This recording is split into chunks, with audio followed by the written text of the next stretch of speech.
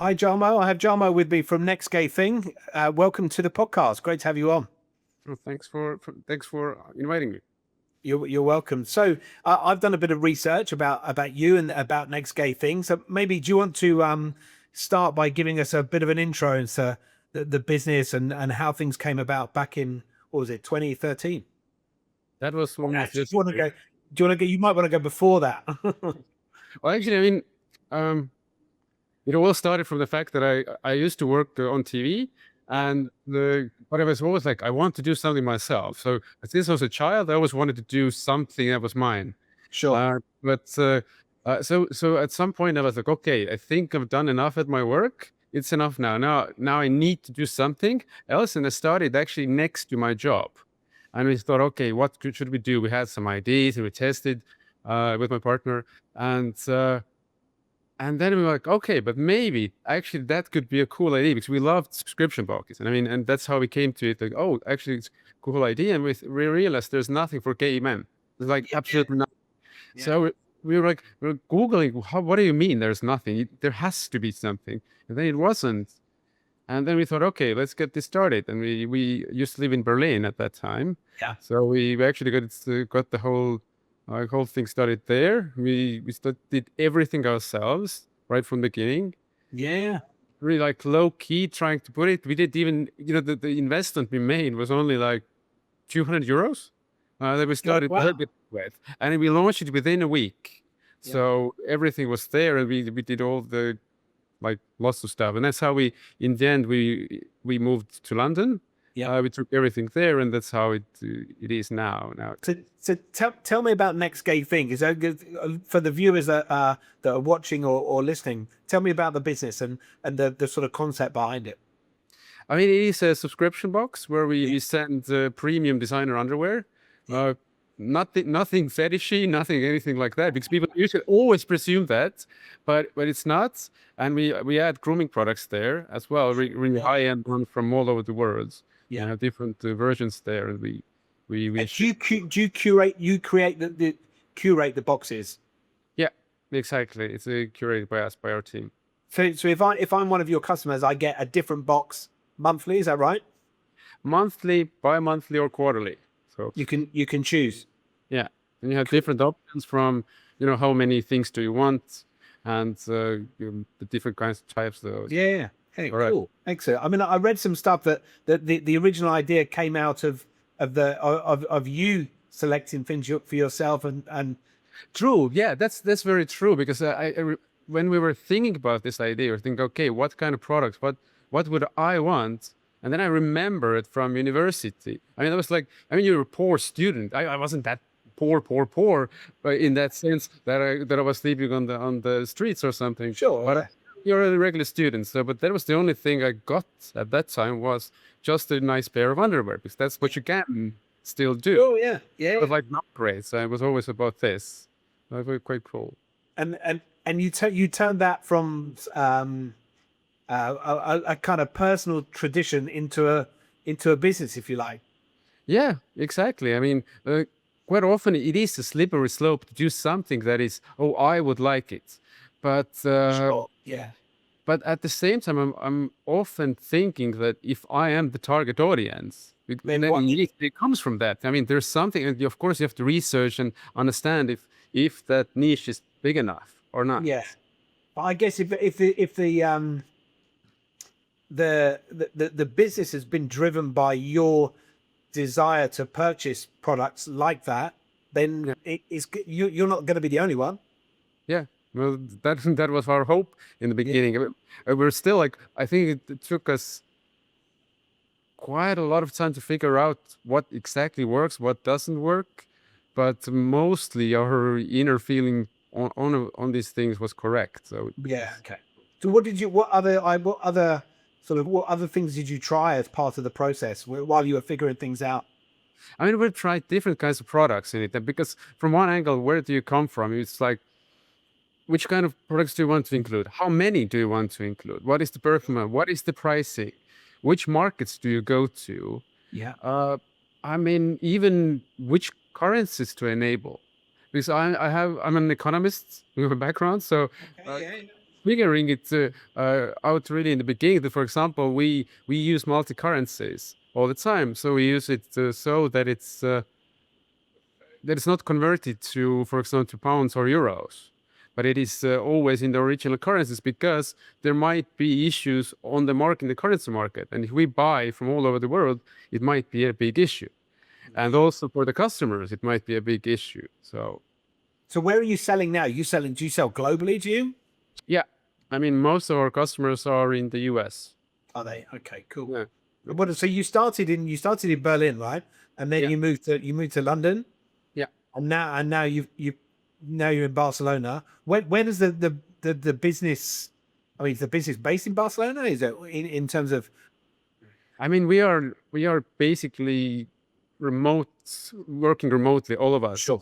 We have people in Estonia, and we have people in London. We have Yeah. people here, so it is always like that, and it sort of has been cool in a way that we also attract people who are this kind of personalities, who would like to work like this, Yeah. and remotely. So it's quite cool. Yeah. It makes complete sense. Yeah, and I mean, See, we often travel as well, so we often work. We have a case where we work from, for example, Thailand, and then we have people in the US. So you're talking that goes a little bit crazy with time zones, I gotta say. yeah, I bet. Yeah. Excellent. You launched the business in 2013. Was the business always online? Was it ecom from day one? Yeah, for sure. We thought it has to be that. Yeah, immediately. Yeah, We and thought about doing it, like a physical location as well, but it's still so. I think. well, given that you're remote and sounds like you like to get about, and that makes perfect sense. What about the platform that you chose back then? You're on Shopify now? Is that right? No, we're on WooCommerce. Oh, you're WooCommerce. Okay, cool. And was that all? Has it always been WooCommerce? Yeah, and it was a very principled choice, because I wouldn't want to have a critical part of my infrastructure under somebody else's control. Yeah, sure. I imagine Shopify decides, no, not anymore. We don't allow your kinds of products, and you're done. Yeah, And sure. I've seen this happening a lot. So I always tell people, please use something you can control. Yeah. So from day one, WooCommerce, and you've been on WooCommerce since. Yeah, since the beginning. That's where that was the cost we had. We bought one of the plugins, and that was the main. The $200. Yeah. Yeah. Excellent. So in terms of I mean, you're selling globally, which is amazing. You said the bulk of it is in the US. What does the marketing activity look like? Are you advertising globally? Are you reliant on Meta more than Google? What does that look like? The marketing mix? Mostly it is Meta, and we do advertise globally, where we see, okay, I think we can do it there now. Currently, we do more in the US. Yeah. We do Google as well, but considering our product is quite visual, it is more difficult there. And we've done TikTok, we've done Reddit, we've done Twitter when it was Twitter.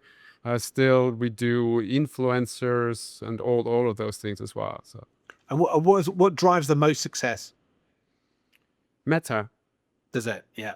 But it is a problematic place. It is, especially now, and you get more and more restrictions everywhere, which is really troublesome. And what kind of have you got? Different restrictions in different locations? Or I mean, restrictions since the beginning, one thing that has really bothered me, and it started actually with Google, because we thought, okay, maybe we can do retargeting there. That it would work. When somebody has come to us, maybe they have an idea, maybe we just remind them. And then Google said, no, you're gay. You can't do it. And it is the official policy. Yeah, you cannot retarget, because somebody might then know the user is gay. And that is an issue. Wow. And then it went forward to TikTok. They continuously blocked us, like our account, even if we had nothing. But they went so bad that they went to our website. They started checking if there was a photo of a man in underwear, like on a Calling Klein's website. Nope, blocked immediately. And we had several accounts, and it was always crazy. And now we come down to Meta, which has started to do the same thing this year. They say, no, it's a sensitive category. It goes under like they started having these restrictions also for medical and health and whatever products. Yeah, I'm familiar with like, it could be substances, cannabis, or medical, or certain restrictions, but clothing to the gay market is really. I mean, when we started with ads, because in the beginning we didn't actually advertise at all, and it was just Instagram, and we grew there quite fast. But in the beginning, we used to have interests like you can choose LGBTQ market, gay market, some of the brands.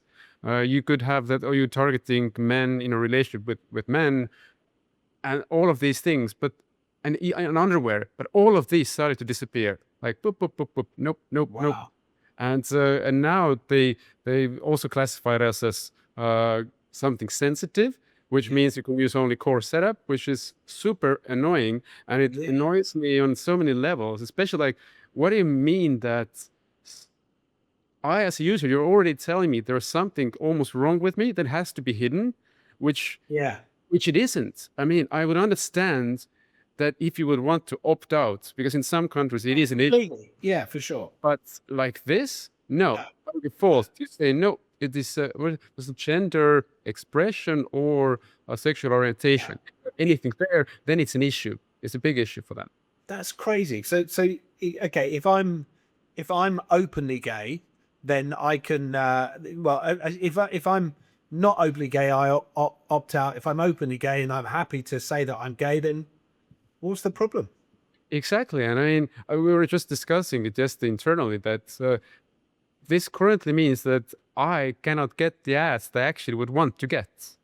Yeah. I would be really happy when I would get brands who would market to me to see them, but I can't. I can't even sell net. It's something you'd actually want to be served content and ads for products that are in your interests. Exactly. I mean, it is so annoying, and I'm still thinking that there has to be something that can be done on a global level on this, because it is not okay. It's not okay for a big company for which there is very little alternatives to tell us this is, in their opinion, morally or wrong. They are pointing us at something that shouldn't feel wrong. They make it feel wrong. Yeah. Very annoying. Which that is wrong. Yeah, it is. Yeah, completely. Yeah. No, that's terrible. So, one of the things I was going to ask you is talk to me about the challenges that you've had from an acquisition perspective. Well, that's clearly one of them, and that's that I guess in terms of that's a really frustrating thing for a business owner, but obviously as a gay guy as well. Yeah, it is. It's super annoying because it feels so wrong, and you're also completely wrong. Yeah. But they started to also, in the beginning, they sort of hit it that, oh, we're not doing that. But now they're expressively saying that they don't accept it. And then, I mean, the times when we've had our Instagram blocked, and we were always very careful, and because the brand is very much premium, and it is more about sort of like, I don't want to say that it's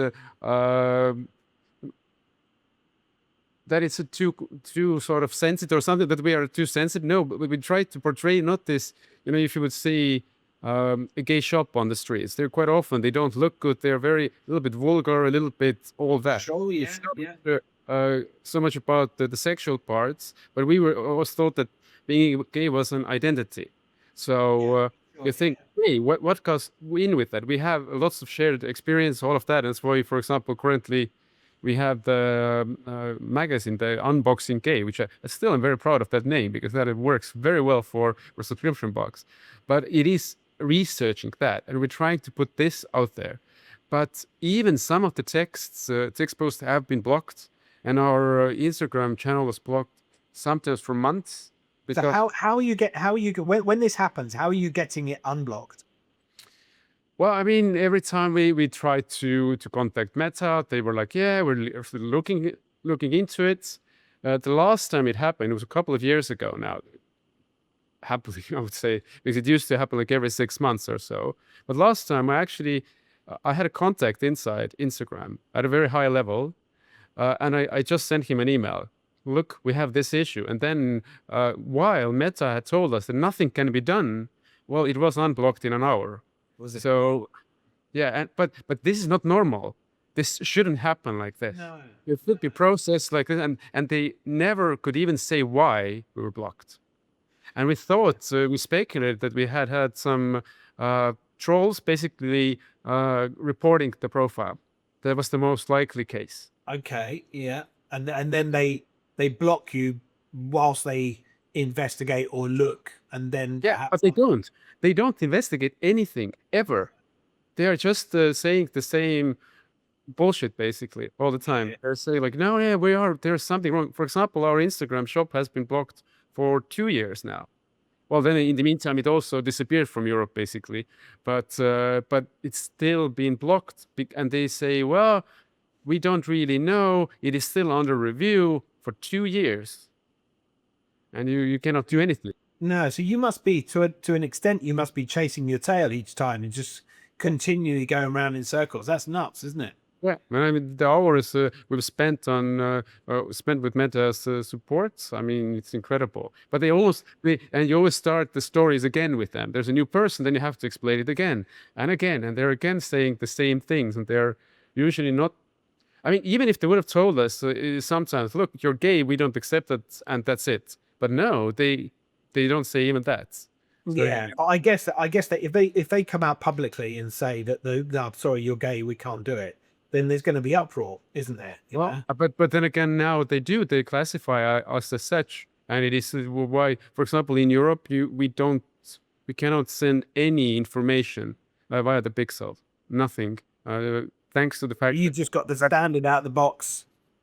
yeah. Yeah, wow, that's crazy. So at the moment, how many I guess to an extent you're missing out on a big chunk of the market, aren't you, because of this? Could be. I mean, we are lucky that actually we got our Instagram to like 150,000 before any of the blocks and all of that stuff happens. So that helps us. And we have an extensive email list as well, which helps. Yeah, sure. And we use several other methods how to sort of get over that or around that, but it is difficult in that aspect. And it's like I said, it's not only the practical thing, it's also the emotional. Like, what the hell? We are trying to be a very positive brand and say this is really cool. It's a cool chance of you that you're gay. Come on, no, very few people have that ID. I think it's really really cool. But then you're being told by all the major companies, no, it's not fine. And then they go into pride mode in June or July for a little bit with their gay logos and all of those things. And you're thinking, what the hell? There's not. It's superficial, isn't it? It's just yeah. That's really bad. I didn't know that. And that's something that's really, I think that deserves to be in the public domain, I think. Yeah, I agree. And I'm always thinking that, as I started with before, when I said why we chose WooCommerce, this is showing why. Imagine our website. Imagine Shopify would have classified us as such as well. And we used to work with a brand, which I think it was where they had the food supplements for gay men, like different kinds of these ones, and they used Shopify. And some of the products were blocked because Shopify didn't find that they were good.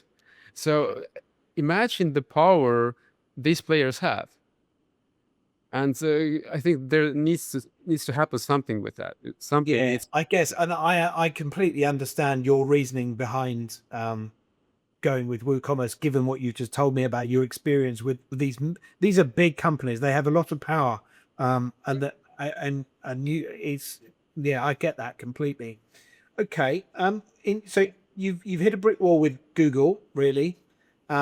Meta's causing problems. What, TikTok is the same? TikTok is the worst. Is it? Even our account was blocked, and we lost all our followers until we actually got it was like freed up, that name, and we got that name back. But the rest of it was there was the point where we decided we would not invest in TikTok because we cannot. Because if you have the word gay in somewhere, it's immediately bad and flagged. It's immediately. And then at the same time, they're always saying, "Oh, it's actually we're a very queer friendly space and all that." It's not. It's not at all. I mean, I've seen all these kind of things, but the one that actually surprised me once was we bought a plugin, and there was an issue with that, so we contacted the developer, and then all of a sudden we couldn't log in anywhere on their website, nowhere. And they said, "Well, you have to check the terms. If we don't accept the products you are sort of selling, then we will not help you and we will refund you the money." And it was somebody from Egypt, and Oh, right. Okay. yeah, and then they said nope, and they blocked us like everywhere, and that was it. That was the time I was a little bit shocked. I was like, "What do you mean this still exists? First of all, why would you care what your customers sell? It's none of your business." But going to that point where you refund the money even, Yeah. like, and say But no. I guess you're with what you're describing there. That's there's a difference, isn't there, between somebody in the UK, for example, doing business with an organization that's selling to gay people, and being in another country where perhaps free speech and the ability to do what you like is different, isn't it? Yeah, but I mean, it's not coming down to such a personal level. You feel Yeah. something like, okay, but it is. I mean, these are the issues we sometimes have. We also have positive issues where people are like, "Oh, you're a gay company. We love that," and we have had, or we still have very good partners who are very keen to work with us, especially thanks to that. And I have no idea how many discounts and good relation we've got thanks to the small writing in our footer where we say that no gay man has to enjoy or has to suffer through using a straight man's products. You have no idea how much people quote that to us. That's very cool. I saw that on the website earlier. You see, it does work, and it was just one of the very first sentences I ever wrote on that website. So it stayed there. It's the only part that has always stayed exactly the same. Brilliant. Yeah. Excellent. So Google's a problem. Meta's a bit of a problem. TikTok's a problem. Talk to me about who else is giving you a hard time? I mean, actually, it's a good question. I think all of those for sure. I think Twitter was fine, but their targeting was so. I have no idea if they've now improved. Reddit actually was an issue as well. Surprisingly, they started also saying, and they are very sort of sensitive.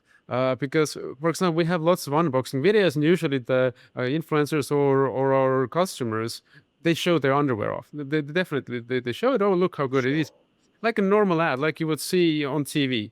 Yeah. No, blocked, and they block it, and again say no, it's not okay for their it's sensitive content. And I'm thinking, what is this weird U.S. conservative world we're heading to? I mean, what is that? Yeah. If you can have, I don't know, we remember all the David Beckham posters outside where it is underwear, and that was totally fine. And you can walk out here in the streets of Barcelona, you will see people advertising underwear, but no, not on Reddit. You cannot. So why is it okay for David Beckham and not okay for you guys? Because he's David Beckham, probably. Yeah. Or it could be somebody else, like you say. It's underwear, right? And it doesn't matter who's wearing that underwear. Yeah, and it's sort of this fake morality, which I hate. I don't think that works with European people at all. No, I agree. But I hate that we have no alternatives to that as well. If we would have in this region something as indispensable as Meta is, I think they would be also better. But they don't have competition.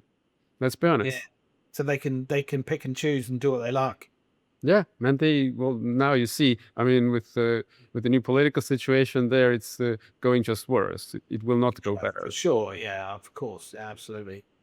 Okay, so you're getting a real tough time on the acquisition side of things. Sounds like you're getting I mean, hats off to you for persevering with this, because that's really, really challenging. That's really tough.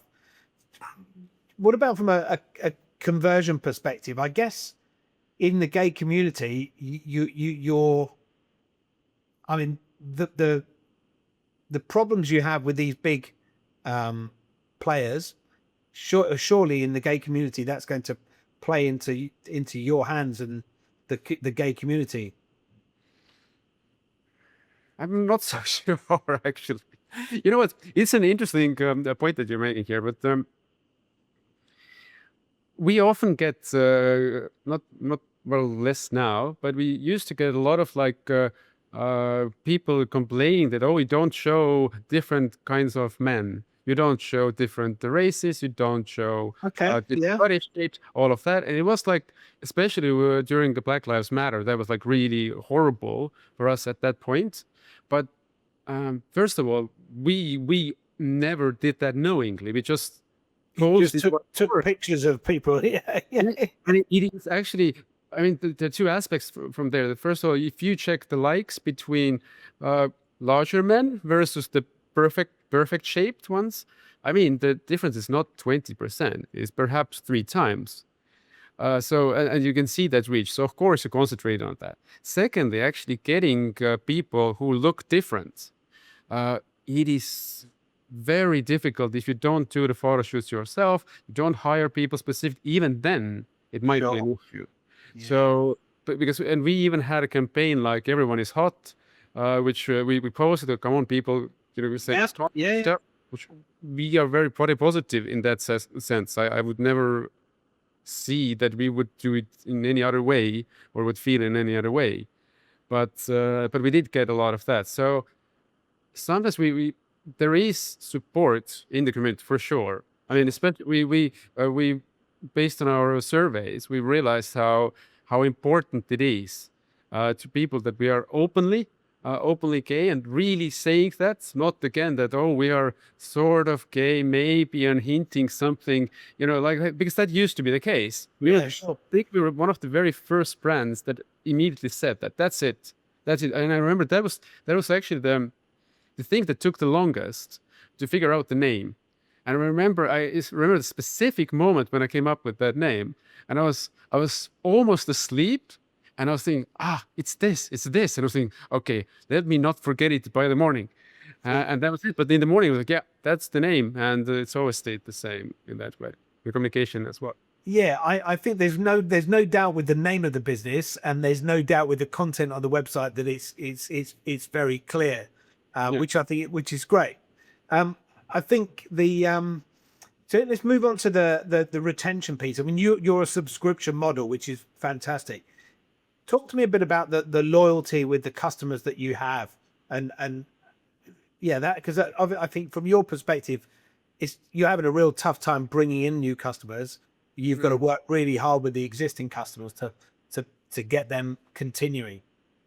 Yeah, sure. I mean, that is essential. If you go under 85% of retention, I mean, you will not have a business. Yeah. Because especially nowadays with the cost of acquisition going so much higher, it is difficult. So we do absolutely every possible thing we can to keep people, and they do stay with us for a very long time, I gotta say. I was just like you said in the beginning that it's been 12 years, and then I realized we had a customer who actually has like hundreds of orders.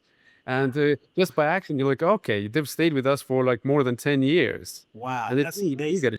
Yeah, and we love that all the time. That's why we really try to keep them, and we have our loyalty programs, and we do so much for that. Yeah, I was going to ask you have a loyalty program? Yeah, we've had it for a few years. We've also tinkered with it for often, I would say, but we keep on pushing it. Cool. But mostly, I mean, let's be honest, most people just want great stuff for no money. I mean, that's the essence. You have to invest that with everything else. And for example, we've never ever discounted our boxes, never ever. And it's been a principal thing, saying, why would we do it? We already offer great value. Why would we show to a customer that no, it's not worth that full price, but it's worth less? Why? Yeah. No, it makes complete sense. Okay, so what about let's have a look at the top tips. What tips would you give to aspiring e-commerce businesses or founders? First of all, get started immediately. You can, you will, Don't you will wait. always feel clueless. Like most of the stuff will happen that you had never thought could happen. Yeah. I mean, we were in Spain now, and then last week we lost electricity for a whole damn day during the meeting. And you're like, okay, you have to figure out how to do it. Yeah. I remember the stuff which we've gone through in those past years. When COVID hit, then immediately there was no packages going anywhere. But at the same time, what they did, they took our money, kept it at their warehouse, and sent it back and asked for money for that. And that happened for a lot of time. But this comes down to another good point: is have good relations with your partners, because that was the moment when we saw people coming together. We said, like, okay, how do we do it? What are the options? And everyone from our partners, from our fulfillment company, and all of those, they came together and we figured it out. And this way, that's the other part, is that you have to be in this figuring out kind of a mode in your head all the time. All the time. All the time. I mean, when I used to work with my last job, it was very, very stressful, but mostly it was very stressful for like 1 month a year. And then it was like you had some time to rest. Now it is that 1 month all the time. Every month. All the time. Yeah. But you have to figure also out how to balance that so you wouldn't burn out, because if you burn out, then you're done as well. Yeah. Because you have to sort of set yourself limits. How do you work? And we work, for example, we use this 3 times 1.5 hour working method. Okay. Usually. So you know that this is your time. So you work basically 4.5 hours a day. And it works a lot better than when we used to work like 12 hours, 14 hours, 16 hours a day. Sure, yeah. What do you do in your what do you do outside work? What's your thing? Well, travel mostly, I suppose. Yeah. Where you off to next?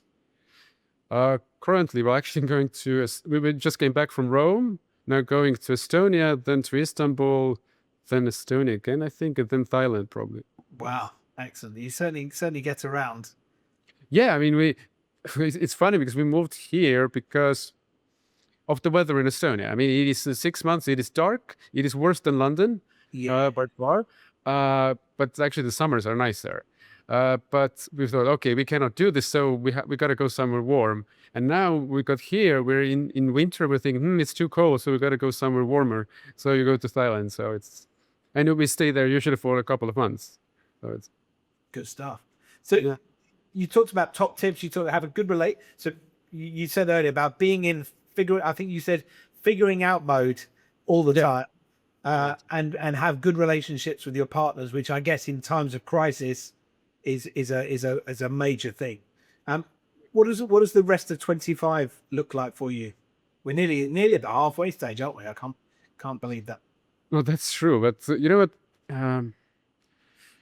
In December or maybe in November, I would have told you like, yeah, we're going to do this kind of amount of sales. I think we will try these kind of things, and let's see.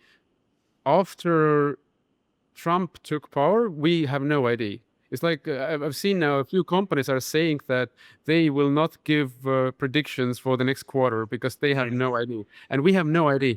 And that is very troublesome. I mean, it's funny enough, if we think about this 5 years, it was COVID, it was Brexit. We actually moved our warehouse on the day the referendum results came. So we moved to a fulfillment house on that day, and everyone was shocked, I remember. We've had war, we still have war, or are at war in essence.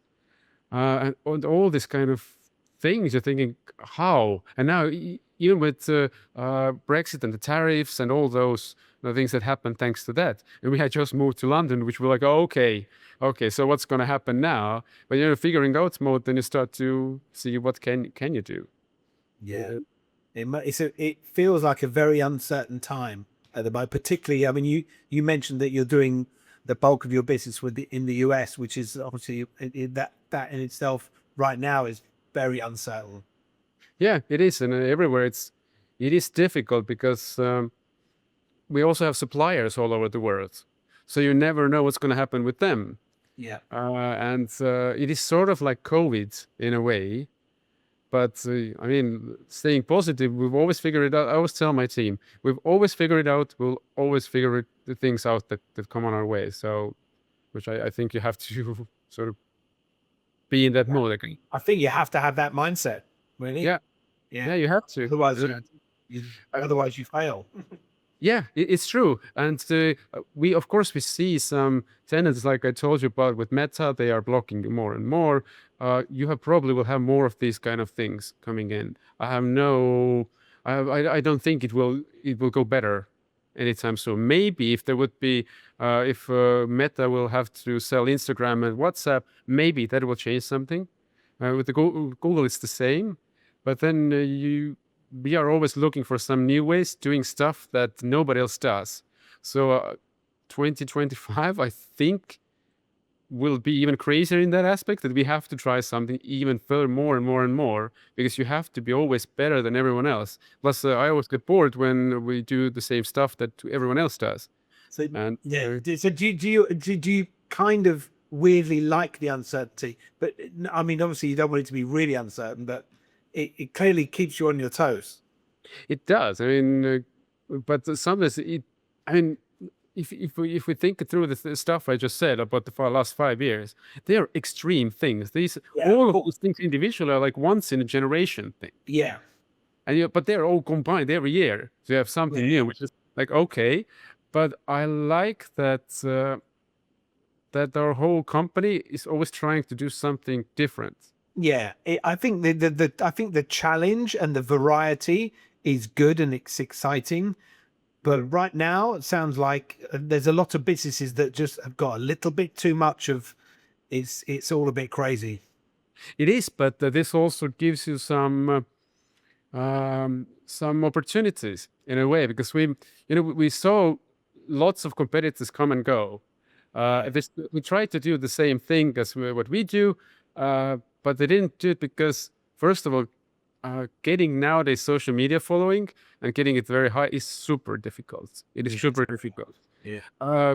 Also, getting the suppliers that we have and the partners that we have, it is very, very difficult. So and plus, what we saw a lot, and we've been on the other side of that, is that they spend so much money. I don't think they make any profits, and we know these things from our current competitors, and then they go into bankruptcy, of course, because I mean, in the end, that math works, but we've been always profitable as a matter of principle, because you have to, because else you cannot survive, and you can't do all that stuff. It's so easy to lose a lot of money on ads. Let's be honest, you can lose a lot of money. Sure. Yeah. Its acquisition's really, really expensive. It is. And it's got more and more expensive in the last 5 or 6 years for sure. Yeah, and I mean, measuring stuff is also difficult. In the end, we use Northbeam, which is sort of it should follow the attribution and all of those things, but even there, you don't have any idea whether they are right. Yeah, that's right. Yeah. So what do you do? Well, how to?